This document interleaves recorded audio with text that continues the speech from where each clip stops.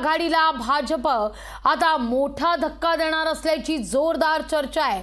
Nitish कुमारांसह 2 dozen नेते फुटण्याची रणनीती आहे किंवा फोडण्याची रणनीती आहे। भाजपचे नेते नितीश कुमार यांच्या संपर्कात असल्याची माहिती सुद्धा मिळते।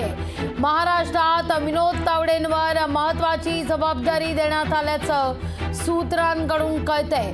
एकीकडे इंडिया आघाडीत प्रमुख पद नितीश कुमार यांना दिलं जाईल अशी जोरदार चर्चा असतानाच भाजपचे काही नेते नितीश कुमार यांच्या संपर्कात असल्याची देखील जोरदार चर्चा होती।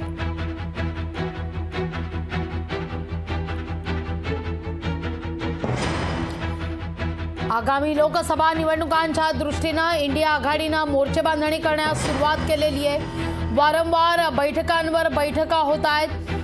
भाजपचा पराभव करण्याकरता एकत्रित येण्याची गरज आहे असा सूर इंडिया आघाडीतून आळवला जात असतानाच आता इंडिया आघाडीतील एक प्रमुख चेहरा असलेले नितीश कुमार यांच्याशी भाजप नेते संपर्क साधत असल्याची बातमी समोर येते। अर्थात सूत्रांकडून या सगळ्या संदर्भात आता माहिती मिळते, पण यामुळे इंडिया आघाडीला धक्का बसण्याची शक्यता देखील वर्तवली जाते। अधिक माहिती घेऊया आपल्या प्रतिनिधी मीनाक्षी म्हात्रे यांच्याकडून। मीनाक्षी, एकीकडे इंडिया आघाडी भाजपा विरोधात मोर्चे बांधणी करतेय, बैठकांवर बैठका होत आहेत आणि इथं इंडिया आघाडीतले काही महत्त्वाचे चेहरे फोडण्याची रणनीती भाजपकडून आखली जाते अशी आता सूत्रांकडून माहिती मिळते।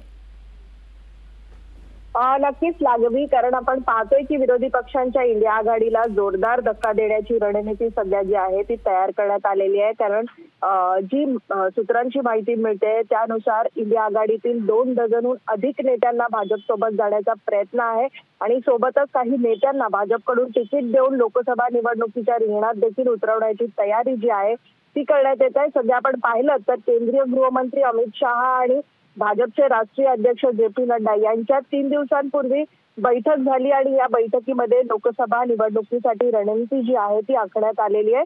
सूत्रांच्या माहितीनुसार आपण पाहू शकतो की नितीश कुमार यांच्या संपर्कात भाजप नेते आहेत आणि नितीश कुमार यांना बिहारमध्ये मुख्यमंत्री पदावरती कायम राहायचे आहे आणि त्याबद्दलच ते भाजपला मदत करू शकतात असं देखील म्हटलं जात आहे। सोबतच आपण पाहू शकतो की हरियाणामध्ये काँग्रेस आणि आम आदमी पक्षाचे प्रदेश राहिलेले अशोक तन्वर हे देखील भाजपच्या संपर्कात असल्याचं म्हटलं जाते। त्यामुळे भाजपकडून एकूणच आपण पाहू शकतो की लोकसभा निवडणुकीच्या रिंगणात उतरवण्याची जी तयारी आहे काही नेत्यांना, या सगळ्याच पार्श्वभूमीवरती आता रणनीती जी आहे ती भाजपकडनं आखली जात आहे। लागली मीनाक्षी, धन्यवाद तुम्ही दिलेल्या एकूणाच्या सविस्तर माहिती करता। लोकशाही मराठी ऐका, पहा, जागरूक रहा।